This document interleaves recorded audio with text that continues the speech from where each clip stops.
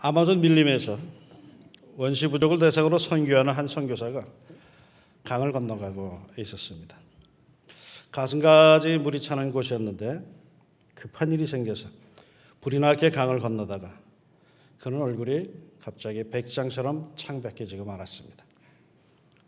길이가 10m나 돼 보이는 거대한 구렁이 아나콘다가 머리를 물 위로 쑥 내밀고 자기에게로 다가오고 있는 것을 발견했기 때문입니다. 멀리 강둑에서 그것을 지켜보던 원주민들은 선교사는 틀림없이 아나콘다에게 통째로 먹혀 죽을 거라고 생각을 했습니다. 선교사는 강둑 위에서 구경하는 원주민들을 보고는 마음이 더욱 탔습니다. 만약 자신이 아나콘다 입안으로 빨려 들어가서 구렁이에 밥이 되고 만다면 자기야 순교를 각오했으니까 순교해서 그만이겠지만 이후에 다른 선교사들이 이곳에 들어와도 그 마을에 복음을 전하는 것은 매우 어려울 거라는 그런 생각이 들었습니다. 그래서 선교사는 그 자리에서 아주 간절한 기도를 하나님께 드립니다. 하나님, 아나콘다를 멀리 쫓아주십시오. 원주민들이 그것을 보고 하나님의 살아계심을 믿게 하옵소서. 그리고는 선교사는 손가락을 들어서 그 아나콘다를 향해 담대하게 명했습니다. 예수의 이름으로 명한다. 악하고 더러운 아나콘다야, 네 집으로 돌아갈지어다. 그 순간 말이죠, 놀라운 일이 일어났습니다. 선교사의 말이 떨어지자마자 고개를 내밀고 다가오던 아나콘다가 갑자기 고개를 휙 돌려서 방향을 바꾸었습니다. 정반대의 방향으로 가버렸습니다. 그것을 보고 원주민들은 환호성을 질렀습니다. 그 선교사가 믿는 하나님은 정말 대단한 능력을 가지신 분이라며 서로들 수군거렸습니다. 세계 선교사 열전에 기록되어 있는 이야기입니다. 아멘이 별로인 것을 보니까 못 믿는 사람들이 많나 본데 아마존에 가서 한번 아나콘다 만나서 직접 해보시기를 바랍니다. 그런데 말이죠, 아나콘다는 어떻게 선교사의 말을 알아들었을까요? 아니, 그 아마존의 아나콘다는 어떻게 저 2000년 전에 팔레스타인에서 살다가 가신 예수님의 이름에 굴복을 했을까요? 아니, 그놈의 아나콘다가 언제 예수 이름을 들어봤을까요? 아나콘다는 자신에게 명령하는 소리를 듣고 아이고, 이거 내가 잘못했구나 스스로 판단하여서 방향을 바꿔서 돌아간 것일까요? 오늘 본문이 기록된 7절부터의 사건은요, 예수님께서 처음으로 12제자를 세상으로 파송하시는 장면입니다. 그런데 이 파송의 기록에는 뭔가 좀 석연치 않은, 분명치 않은 것이 있습니다. 그들은 무엇을 전하도록 파송받은 것일까요? 7절에 이렇게 나와 있습니다. 12제자를 부르사 둘씩 보내시며 더러운 귀신을 제어하는 권능을 주시고, 귀신을 제어하는 권능을 주시고 보내셨습니다. 그래서 제자들은 세상으로 파송받아 나가서는 뭘 했는가 하면은 12절에 제자들이 나가서 회개하라 전파하고 많은 귀신을 쫓아내며 많은 병자에게 기름을 발라 고치더라. 회개하라 전파했답니다. 뭘 회개하라 했을까요? 아니, 제자들이 나가서 회개하란다고 해서 사람들이 그리 순순히 회개를 할 정도입니까? 사람들이 그리 순진하고 제자들은 그리 엄청났습니까? 회개란 게 뭡니까? 그거는 자기가 틀렸다는 것, 자기가 잘못 살았다는 것을 인정해야 가능한 것인데 어디서 왔는지 알지도 못하는 사람들이 찾아와 가지고는 네 죄를 네가 알렸다 소리친다고 해서 회개할 사람이 이 세상에 어디 있습니까? 사실 당대에 회개하라고 해서 백성들의 주목과 존경을 받은 이는 세례 요한이죠. 세례 요한의 주 메시지가 회개였습니다. 그러나 세례 요한에게는요, 그만한 카리스마가 있었습니다. 그는 에세네파 출신으로서 그만큼 도를 닦은 수도한 사람이기에 그렇게 설교함에 사람들이 주목할 만했습니다. 왜? 그에겐 그만한 내공이 있었던 거죠. 그러나 예수님의 제자들은요, 이들은 수도하던 사람들이 아니었습니다. 이들은 자기 직업을 갖고 살던 사람들입니다. 그러다가 예수님을 만나고 예수님과 함께 그리 길지 않은 세월을 보낸 사람들에 불과합니다. 그러니 이들이 나가서 회개하란다고 해서 회개할 리가 세상에 어디 있겠습니까? 그렇다면 사람들이 이 예수님의 제자들에게 주목한 것은 뭘까요? 그거는 회개의 설교가 아니었습니다. 도리어 사람들이 주목한 것은 그 다음 절의 말씀. 많은 귀신을 쫓아내며 많은 병자에게 기름을 발라 고치더라. 사람들은 제자들이 귀신을 쫓아내고 기름을 발라 병자들을 고치는 것을 보고 두 손을 들었을 겁니다. 그들이 때가 가까웠다, 하나님의 나라가 왔다, 회개하라, 이거는 마이동풍이지만은, 그러나 그들이 병자들을 고치고 귀신을 제어하는 것을 볼 때에는 눈이 휘둥그레졌을 겁니다. 놀라운 일 아닙니까? 그런데 말이죠, 제자들은 귀신을 쫓아내고 병자들을 기름 발라 고칠 때 뭐라고 하면서 고쳤을까요? 사람들이 병고침을 받고 축사하는 현장에서 정작 주목하게 된 것은 뭘까요? 이 사건 직후 이어서 기록된 14절을 보면은 짐작이 갑니다. 14절에 이렇게 나옵니다. 이에 예수의 이름이 드러난지라. 제자들이 그렇게 파송받아 나가서 전도 사역을 하고 귀신을 쫓아내고 한 뒤에 이에 예수의 이름이 드러난지라.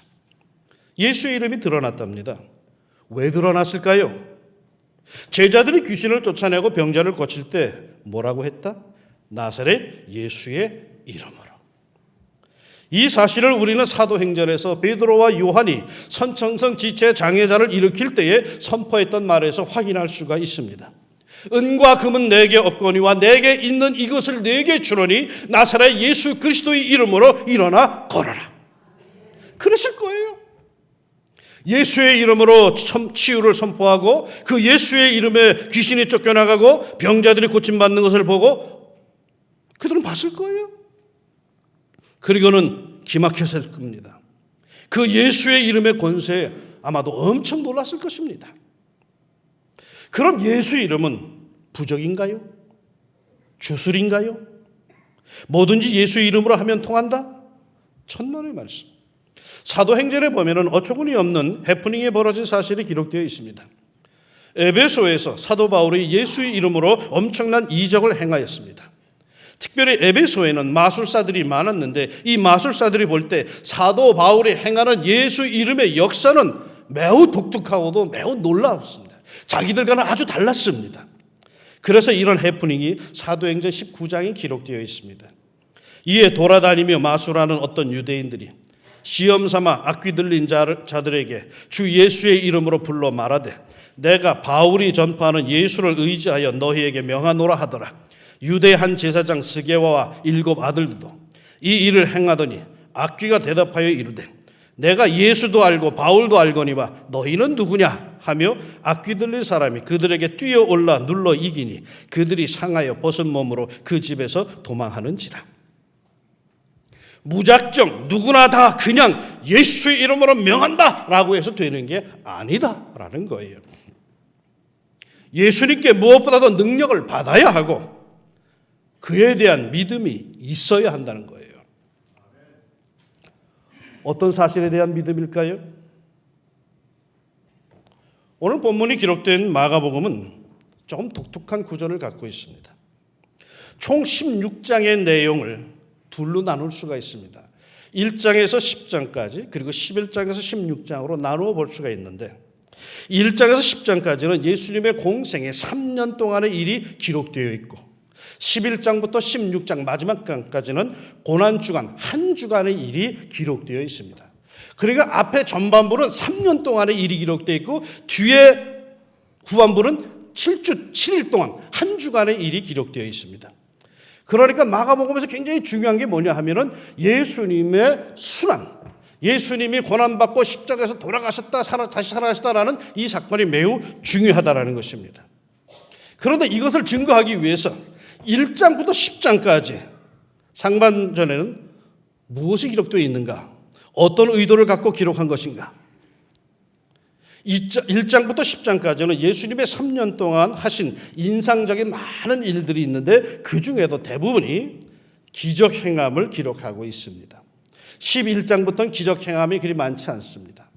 그런데 10장까지는 예수님의 기적 행함이 매 장마다 나타납니다. 수많은 각양각색의 병자들을 고치고 귀신 들린 이들을 치료하시고 오병이어로 5,000명을 먹이시고 또 비슷한 것으로 4,000명을 먹이셨으며 풍랑과 바다를 잠잠케 하시고 12년 동안 혈루증을 앓던 여인을 고쳐주시고 죽은 야이로의 딸을 살려주시고 한세씨 병자를 고쳐주시고 시각장애인 바디메의 눈을 뜨게 해주시고 참으로 많은 기적을 행하셨는데 그 모든 기적 행함 치유하심을 기록하면은 기록자 마가가 알리고 싶은 한 가지 사실을 밑바닥에 깔아놓고 있습니다. 그것이 재미있게도 두 길로 나타나는데 사람들은 그런 놀라운 일들을 목격하고는 이 사람이 누구에게 이런 일을 하느냐, 그가 누구이기에 바람과 바다도 순종하는가 하며 예수님에 대해서 놀라는 모습으로 나타납니다. 다른 한 길은요, 귀신들입니다. 귀신들이 예수님을 보자마자 이렇게 떠듭니다. 나사렛 예수여, 나는 당신이 누구인 줄 아노니 하나님의 거룩한 자니이다. 사람들은 말이죠, 이가 누구냐, 이런 놀라운 일을 행하는 이 예수가 누구냐라고 놀라는데 거기에 옆에서 귀신들은 나는 당신을 압니다. 당신은 하나님의 아들입니다. 거룩한 자입니다라고 얘기하고 있다는 거예요. 5장에 보면 군대 귀신이 등장하는데 군대 귀신은 이렇게까지 떠듭니다. 지극히 높으신 하나님의 아들 예수여, 나와 당신이 무슨 상관이 있나이까? 그러니까 마가복음이 우리에게 증언하고 있는 것은 예수님은 하나님의 아들이시며 그 하나님의 아들이 우리의 죄를 위해 고난받고 십자가에서 죽으셨다는 것입니다. 그러기에 마가복음의 끝부분인 15장 39절에 가면은 예수님의 십자가 처형을 처음부터 끝까지 가장 가까이에서 지켜본 로마의 백부장이 십자가 밑에서 이렇게 고백을 합니다. 예수를 향하여 섰던 백부장이 그렇게 숨지심을 보고 이르되 이 사람은 진실로 하나님의 아들이었도다. 마가복음은 우리 보고 예수 믿으라고 하는데 예수님의 무엇을 믿으라고요? 여러분은 정말 예수님이 하나님이심을 믿으십니까? 우리는 예수 믿는 사람들이죠. 그런데 예수님의 뭘 믿습니까? 십자가에서 죽으심? 오케이. 부활하심? 오케이. 승천하심? 오케이. 그런데 그런 모든 이야기들에 대해서 아멘 아멘 하면서도 진정 예수님의 하나님이심을 믿지 않는다면 아무런 소용이 없죠. 이 믿음이 있어야 합니다. 이 믿음이 없다면, 예수님의 하나님 되시를 믿지 않는다면 아무런 소용이 없습니다. 매우 신실한 믿음을 가진 의사가 있었습니다. 그는 자신의 의술로 많은 사람들을 고칠 뿐만 아니라 늘 찾아오는 몸이 아픈 이들에게 복음을 전해주는 데도 아주 힘을 썼습니다. 그런데 어느 날 한 불신자가 그가 전도하는 것을 보고 그에게 비꼬는 말투로 물었습니다. 당신은 과학자요, 의사입니다. 그런데 당신은 어떤 여인이 와서 자신이 성령으로 임신했다고 말하면 그 말을 믿겠습니까? 이에 의사가 대답을 합니다. 아마도 믿지 않을 겁니다. 어떻게 의사로서 그런 말을 믿을 수 있겠습니까? 그러자 그 불신자는 기세가 등등하여서 이렇게 따졌습니다. 맞소. 그런데 어떻게 당신은 이런 말도 안 되는 소리와 그렇게 태어났다는 예수를 믿으라는 거요? 그러자 그 신실한 믿음의 의사가 빙긋이 웃으면서 이렇게 대답을 했답니다. 분명 저는 평범한 여인이 성령으로 임신했다고 하면 믿지 못할 것입니다. 그러나 만일 그 아기가 자라서 물을 포도주로 바꾸고 시각장애인의 눈을 뜨게 해주고 바다 위를 걷고 죽은 자를 살리며 자기 스스로 죽은 지 3일 만에 다시 살아나는 그런 이가 된다면 나는 그녀의 주장을 재평가하게 될 것입니다. 그리고 그녀는 정말로 성령으로 아이를 임신했다고 나는 결론 내릴 것입니다. 여러분, 하나만 믿으면 됩니다. 예수님은 하나님이시며 그 모든 놀라운 일들, 내가 보기에는 도무지 불가능해 보이는 그 모든 것들이 단번에 다 믿어지는 것, 단 한 가지 사실을 믿기 때문입니다. 예수님은 하나님이십니다. 할렐루야. 이 믿음이 우리에게 있어야 돼요. 그러면 다 해결되는 거예요. 캐나다에 가면은 천섬들로 유명한 세인트 로렌스 강이 있습니다. 어느 겨울 한 사람이 이 강을 건너기 위해서 얼어붙은 강가에 서 있었습니다. 그는 강이 얼마나 얼었는지, 걸어서 건너갈 만하게 얼었는지 확실히 서지를 않았습니다. 그래서 조심조심 얼음 위를 걸어가다가 얼음이 깨지는 듯한 소리가 쫑쫑 들리니까 겁이 나가지고 그 자리에 딱 얼어붙습니다. 그리고 잠시 살피다가 아무런 변화가 없으니까 다시 조금 용기를 내서 조금씩 걸어가다가 너무 겁이 나서 무릎을 꿇고 기어가다시피 얼음판을 조심조심 건너기 시작합니다. 그렇게 가다가 또다시 얼음이 깨어지듯이 쩡쩡하고 울리면은 그냥 두려움에 꼼짝 못하고 납작 엎드려서 상태를 살펴보고 그러고 두려움 속에 그 강을 건너가기 시작했습니다. 그렇게 무서워하며 간신히 얼어붙은 간 한복판에 이르렀는데 갑자기 뒤에서 큰 소리가 들려왔습니다. 이게 무슨 소린가? 뒤를 돌아보았더니 어이없게도 두 마리의 말이 마차를 끌고 질풍처럼 그 얼어붙은 강 위를 달려가고 있는 것이었습니다. 그 순간 이 사람은 얼마나 황당했는지 모릅니다. 사실 그 세인트 로렌스 강은 한겨울에 얼마나 두껍게 얼어붙는지 마차가 달려도 끄떡없는 얼음덩어리였던 것입니다. 믿음이 없다는 것은 이렇습니다. 예수님이 하나님이심을 믿지 못하는 사람은 불안하고 초조한 인생을 살 수밖에 없지만 확고한 믿음이 있는 사람은 용기 있고 확신 있는 인생을 살 수가 있습니다. 그것이 믿음이 주는 힘입니다. 예수 믿는 사람의 힘은 이거밖에 없어요. 다른 거 없어요. 권력자 아무리 알아도 소용없어요. 재물이 아무리 많아도 소용이 없어요. 예수 믿는 사람의 힘의 원천은 예수님은 살아계신 하나님의 아들이요 하나님이시다라고 하는 확고한 믿음뿐입니다. 두려운 일이 있으십니까? 예수 믿음을 키우세요. 살 길을 찾으려고 바쁘게 길만 찾으려고 구멍을 찾지 마시고 예수 믿음을 키웁시다. 예수님이 하나님이심을 확신하게 해달라고 기도합시다. 예수 이름이면 모든 것이 다 해결됨을 확신하게 해달라고 우리 기도합시다. 나는 이 하나님이신 예수 이름으로 다시 일어설 것입니다. 이런 복음 선거가 있어요. 아시는 분들 한번 같이 불러볼까요? 예수의 이름으로 나는 일어서리라. 예수의 이름으로 나는 일어서리라. 주가 주신 능력으로 나는 일어서리라. 원수가 날 향해 와도 쓰러지지 않으리. 주가 주신 능력으로 주가 주신 능력으로 주가 주신 능력으로 일어서리. 할렐루야. 하나님은 우리가 문제를 만나서 그 문제 속에 파묻혀 절망 속에 있기를 원하지 않으십니다. 하나님은 우리가 문제를 이기고 나오기를 원하십니다.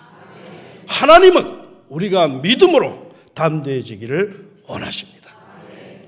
불안하고 두려운 문제로 벗어나지 못해 어려운 가운데 있는 교우들이 있으십니까?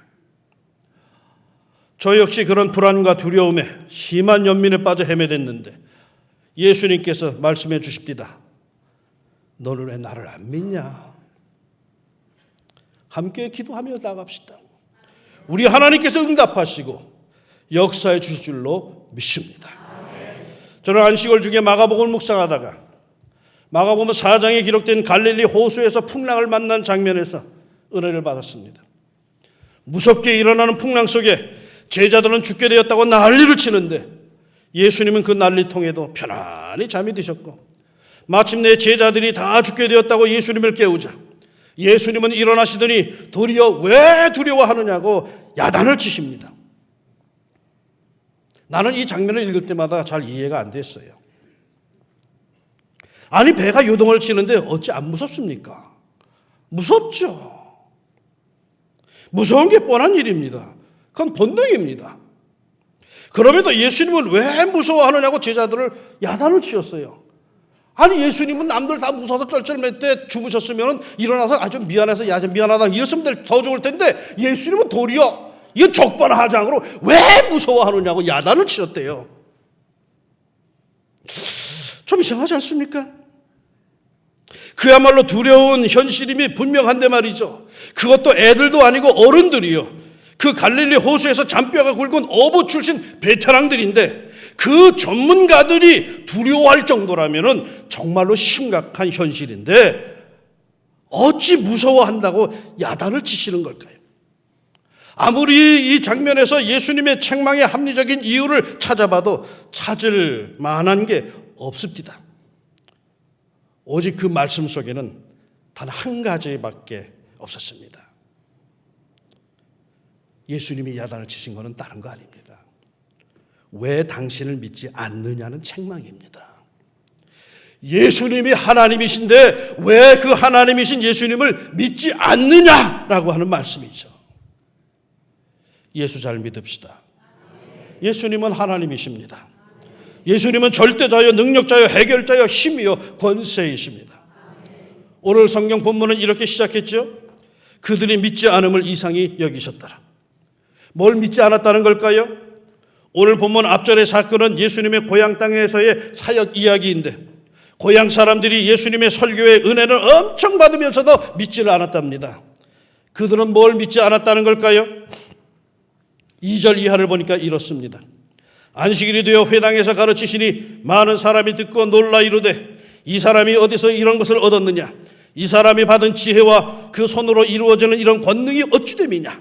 이 사람이 마리아의 아들 목수 아니냐? 야고보와 요셉과 유다와 시몬의 형제가 아니냐? 그 노이들이 우리와 함께 여기 있지 아니하냐 하고 예수를 배척한지라. 은혜는 엄청 받았으면서 믿지는 않았답니다. 왜? 그들은 예수님에 대해서 신비감이 없었어요. 그들은 예수님의 신성에 대해서 호기심도 없었어요. 왜? 인간적으로 예수님은 너무 잘 알고 있기 때문에 말이죠. 그러기에 예수님의 하나님 되심을 믿지 않았다는 거예요. 그 결과는 어떤 일이 일어났는가? 5절에 거기서는 아무 권능도 행하실 수 없어 다만 소수의 병자에게 안수하여 고치실 뿐이었고, 아무리 예수에 대해서 이러쿵저러쿵 할 말이 많고 아는 것이 많아도 예수가 하나님 되심을 믿지 못한다면 그의 삶에는 아무런 예수 이름으로 역사와 능력이 나타날 수가 없다라는 것입니다. 믿지 않음을 이상히 여기셨더라. 왜 이상히 여기셨을까요? 믿지 못할 이유가 없는데 왜 안 믿느냐는 것이죠. 예수님이 하나님이심이 증거로 이미 드러났는데 왜 그 역사는 보지 않고 자꾸 인간적인 것에만 주목하느냐는 거겠죠. 왜 믿지 않음을 이상히 여기셨을까요? 아니 문제에 파묻혀 있으면서 아픔 속에 있으면서 골칫덩어리를 끌어안고 있으면서 그 문제를 해결해 주겠다는데 믿기만 하면 해결할 길이 열리는데 왜 믿지 않고 계속 그러고 있느냐는 거겠죠. 사랑하는 여러분, 상황이 현실이 아무리 어떻더라도 예수님은 하나님이시고 그 하나님이신 예수님이 나의 선한 목자요 나의 문제를 해결해 주신 줄로 믿습니다. 이 예수 믿음 더욱 확신하고 정말로 충만하기를 바랍니다. 예수 이름으로 명하노니 예수가 하나님이심을 믿는 모든 자에게 그 믿음대로 모든 문제가 풀릴지어다. 기도합시다. 부족한 종이 처음으로 주회단에서 예수 이름으로 명했나이다. 너희는 나가서 그렇게 하라고 종들에게 명하셨기에 종은 두려운 마음에 그저 말씀만 붙들고 명했나이다. 이제 역사는 하나님께서 저들 속에서 이루실 차례이십니다. 하나님, 예수가 하나님이심을 믿는 모든 자에게 그 믿음대로 문제들이 꿈틀꿈틀 풀려가게 하옵소서. 그리하여 기막힌 믿음의 생활을 하게 하옵소서. 건조하고 메마른 계산 속의 믿음의 생활을 하지 않게 하시고 뜻밖의 일들에 대해서, 뜻밖의 소식에 대해서, 뜻밖의 축복에 대해서 감격하며 감사하며 왜 이리 예수가 좋노 고백하며 노래하며 평생을 예수님의 사람들로 복되게 살아갈 수 있는 사랑하는 왕심중앙교회 성도들이 되게 하여 주옵소서. 예수님의 이름으로 기도합니다. 아멘.